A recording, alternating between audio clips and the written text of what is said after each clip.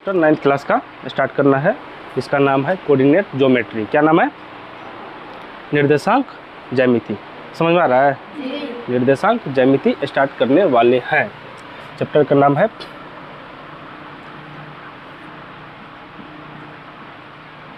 निर्देशांक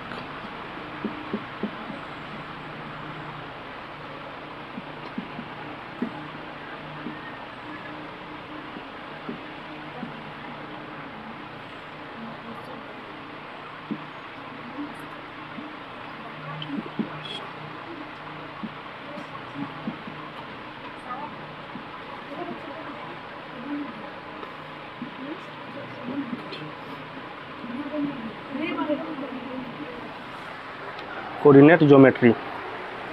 क्या स्टार्ट करने वाले हैं? देखो, यह चैप्टर, इसमें से कौन कौन है जो कोऑर्डिनेट ज्योमेट्री पढ़ चुके हो? कोऑर्डिनेट ज्योमेट्री नहीं पढ़े हो, कोई बात नहीं है, यहाँ से स्टार्ट होगा।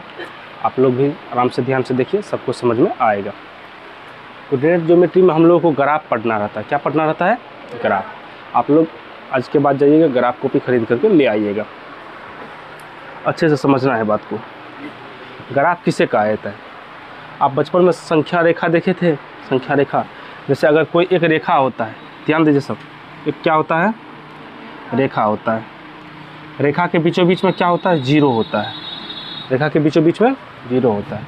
इसके दाएं तरफ जब बढ़ता है ना तो प्लस का मान आता है, और बाएं तरफ जब बढ़ता है तो माइनस का मान आता है। जैसे मान लीजिए 1 2 3 4 5, इस तरह से बढ़ते जाएगा। समझ में आ रहा है? और वहीं अगर जीरो के माइनस में आएगा तो -1 -2 -3 -4, इस तरह से बढ़ते जाएगा। इस तरह माइनस में संख्या अगर लाना रहेगा तो इधर जाएगा, प्लस में जाएगा तो दाएं तरफ जाएगा। बीचों बीच में क्या रहेगा? जीरो रहेगा। बीचों बीच में क्या रहेगा? जीरो रहेगा। आपको बता दें कि दाएं तरफ के संख्या को जो दिखाते हैं तो इसके एरो को हम x से सूचित करते हैं। किससे सूचित करते हैं?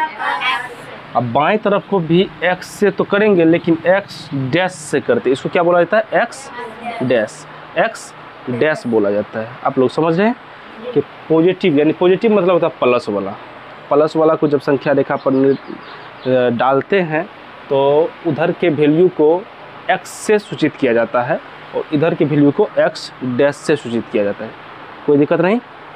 तो इसको कहा जाता है संख्या रेखा। आप लोग को एक चीज़ समझ में आ रहा है कि संख्या रेखा पर किस नंबर को दिया जाता है?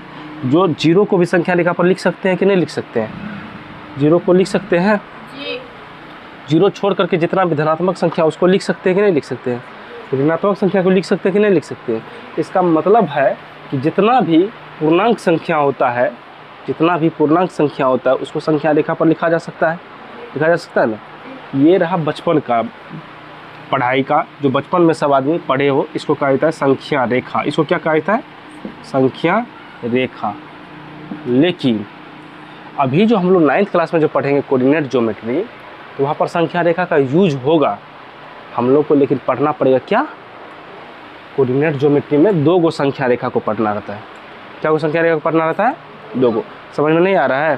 समझ में आएगा, धीरे धीरे सब समझ में आएगा। नया चैप्टर स्टार्ट किए हैं, थोड़ा सा लगेगा कि ऊपर से जा रहा है। एक चीज़ तो समझ गए कि अगर कोई संख्या रेखा पर संख्या को देना रहेगा, संख्या को लिखना रहेगा, तो जीरो को बीचों बीच में लिखेंगे, दाहिना तरफ में पॉजिटिव संख्या को लिखेंगे, और बायां तरफ में नेगेटिव संख्या को लिखेंगे ना। नेगेटिव मतलब होता है माइनस वाला, और पॉजिटिव में जिसमें प्लस का चिन्ह लगा दे। इसमें कौन चीज़ का चिन्ह है? प्लस का चिन्ह है। इतना तो समझ में आ गया। इसे संख्या रेखा कहा जाता है। तो कोई बात नहीं, एक बार इसको देखो। संख्या रेखा जो हम लोग अभी बताए, एक बार ध्यान दो इधर कि संख्या रेखा कहते किसको है। तो आप लोग को इसको याद करके लाना है कि जब पूर्णांक संख्या को किसी रेखा पर लिखा जाता है तो उस रेखा को संख्या रेखा कहा जाता है। पूर्णांक संख्या उस संख्या कहा जाता है जिस संख्या में धनात्मक मान भी हो, ऋणात्मक मान भी हो और शून्य भी शामिल हो, उसे कहा जाता है पूर्णांक संख्या। ठीक है ना। उसी पूर्णांक संख्या को जब किसी रेखा पर लिख दिया जाता है तो उस रेखा को क्या कहा जाएगा? संख्या रेखा कहा जाएगा। उस रेखा क्या कहा जाएगा? संख्या रेखा। लिखने का तरीका भी तो संख्या रेखा पर दाएं के तरफ जो दायां भाग होता है, दाएं तरफ हमेशा धनात्मक संख्या को तथा बाएं तरफ हमेशा ऋणात्मक संख्या को लिखा जाता है। आप लोग समझ रहे हैं? और बीच में शून्य को लिखा जाता है। क्या हम बीच में शून्य को लिखे हैं? तो ये हो गया आपको संख्या रेखा का परिभाषा प्लस संख्या रेखा जानने का तरीका। देखो अभी अब संख्या रेखा समझा चुके हैं, अब चलते हैं हम किस पर? ग्राफ पर। किस पर चलते हैं? ग्राफ। ग्राफ को समझना ज़रूरी है, ग्राफ को समझिएगा उसके बाद ही कोऑर्डिनेट ज्योमेट्री का सारा क्वेश्चन बनेगा। आप ग्राफ को कैसे बनाइएगा, देखिए ग्राफ कैसे किया जाता है।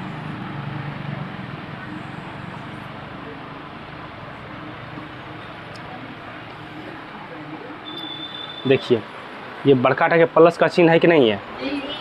अभी कुछ देर पहले हम आपको बताए थे संख्या रेखा, बताए थे, तो सिर्फ और सिर्फ ऐसा था संख्या रेखा, सिर्फ और सिर्फ एक तो रेखा था तो क्या था? संख्या रेखा। सिर्फ एगो रेखा था तो क्या था? संख्या रेखा। लेकिन एगो और रेखा जब इस पर खींच देंगे ऊपर से नीचा, अब ये बन जाएगा ग्राफ। क्या बन जाएगा? ग्राफ। ग्राफ को लिखने का तरीका जिस तरह संख्या रेखा को लिखते हैं उसी तरह से ग्राफ को लिखने का तरीका होता है। आप लोग समझिए, हम क्या बताए थे कि बीचों बीच जहाँ पर होता है वहाँ पर जीरो होता है। क्या होता है? एगो बात बताओ बउआ, इस रेखा के लिए जो बीचों बीच में होगा जीरो होगा कि नहीं होगा? इस रेखा के लिए भी तो जीरो होना चाहिए बीचों बीच में, इसी जगह पर जीरो होगा, इसके लिए भी तो दो गो जीरो होता है। बीच में क्या गो जीरो होता है? दो गो जीरो। दो गो जीरो क्यों दिया आपको समझ में आया? इस संख्या रेखा के लिए एक तो जीरो, इस संख्या रेखा के लिए एक तो जीरो, तो दो गो जीरो हो गया ना। अब आपको बताए थे कि दाएं तरफ धनात्मक चला जाता है, अब बाएं तरफ ऋणात्मक चला जाता है। इधर जब चलेंगे 1 2 3 4 5 6 इस तरह से बढ़ते जाएगा कि नहीं बढ़ते जाएगा? और इसी चीज़ को जब इधर चलेंगे तो -1 -2 -3 -4 और -5 इसी तरह से बढ़ते जाएगा ना। लेकिन अभी तो संख्या रेखा पर सिर्फ ये बताए थे, आपको क्या होता है ना, ग्राफ जब खींचना रहता है तो ग्राफ में ऊपर की तरफ भी जाता है तो धनात्मक जाता है।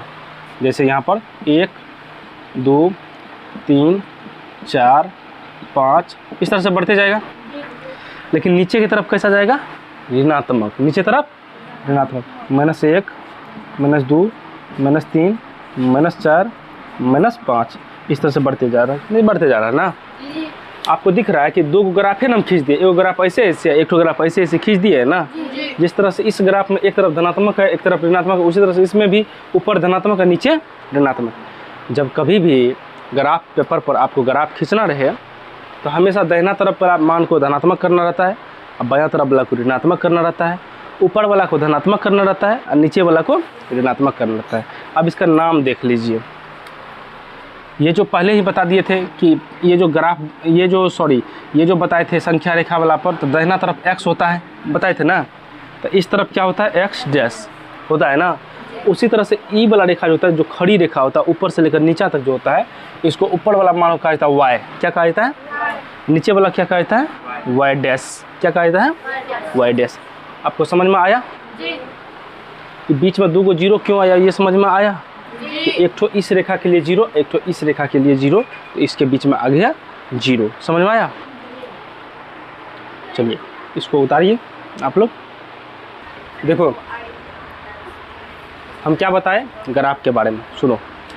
जब ग्राफ के बारे में बताते हैं तो ग्राफ में सबसे पहले जो ये रेखा होता है इसे कहा जाता है एक्स अक्ष। इसे क्या कहा जाता है? एक्स अक्ष। एक्स अक्ष को दाएं तरफ जिधर धनात्मक होता है उसको एक्स लिखा जाता है, और जिधर ऋणात्मक होता है उसको एक्स डैश लिखा जाता है। समझ में आ रहा है? इस रेखा को जो खड़ी रेखा है एकदम, इसको कहा जाता है वाई अक्ष। क्या नाम है? वाई अक्ष। वाई अक्ष के ऊपर में धनात्मक मान होता है, धनात्मक मतलब जिसमें प्लस वाला चिन्ह होता है उसको कहा जाता है वाई, और जिधर माइनस वाला होता है ऋणात्मक मान होता है उसको कहा जाता है वाई डैश। समझ में आ रहा है? बीचों बीच वाला भाग को मूल बिंदु कहा जाता है। क्या कहा जाता है? मूल बिंदु कहा जाता है। और बीचों बीच वाला भाग को जब मूल बिंदु कहा जाता है तो आप लोग एक बात ध्यान दीजिए कि एक्स अक्ष जो अभी बताए, क्या बताए? एक्स अक्ष जो बताए इसका दूसरा नाम भी होता है, याद कर लेना है। एक्स अक्ष का दूसरा नाम होता है भुज। एक्स अक्ष का दूसरा नाम क्या होता है? भुज। और वाई अक्ष का दूसरा नाम होता है कोटि। वाई अक्ष का दूसरा नाम क्या होता है? कोटि। अब एक बात बताइए, जब आप इधर ये आपका धनात्मक मान एक्स अक्ष पर और धनात्मक मान वाई अक्ष पर हुआ ना, इसके बीच में ये जगह खाली हुआ कि नहीं हुआ? इस पूरे जगह का नाम होता है प्रथम चतुर्थांश। क्या नाम होता है? प्रथम चतुर्थांश। इसको इंग्लिश में कहा जाता है फर्स्ट क्वाड्रेंट। क्या कहा जाता है? First quadrant. और जब जिस तरह से ये खाली जगह को प्रथम चतुर्थांश का, उसी तरह से ये जगह भी खाली है कि नहीं है? इस जगह कहा जाता है द्वितीय चतुर्थांश। क्या कहा जाता है? यानी कि दूसरा चतुर्थांश, यानी कि सेकेंड क्वाड्रिडेंट। समझ में आ रहा है? उसी तरह से इसके जस्ट निचलका को कहा जाता है तृतीय चतुर्थांश। क्या कहा जाता है? तृतीय। इसको कहा जाता है चतुर्थ चतुर्थांश। क्या कहा जाता है? चतुर्थ चतुर्थांश। आप लोगों को ये बात समझ में आया कि चतुर्थांश क्या होता है? चतुर्थांश का मतलब होता है कि पूरा देखो 1 2 3 4 गो भाग है ना, 4 गो में एगो भाग को चतुर्थांश कहेंगे। क्या कहेंगे? चतुर्थांश कहेंगे। तो इसको कहा जाता है प्रथम चतुर्थांश। बोलिए मेरे साथ, प्रथम चतुर्थांश, द्वितीय चतुर्थांश, तृतीय चतुर्थांश और चौथी चतुर्थांश। आप लोग इतना सारा चीज़ समझ में आ गया। अब आप लोगों को आगे चल करके बताएंगे कि किस चतुर्थांश में कैसे मतलब वैल्यू मान होता है। ठीक है, बंद कर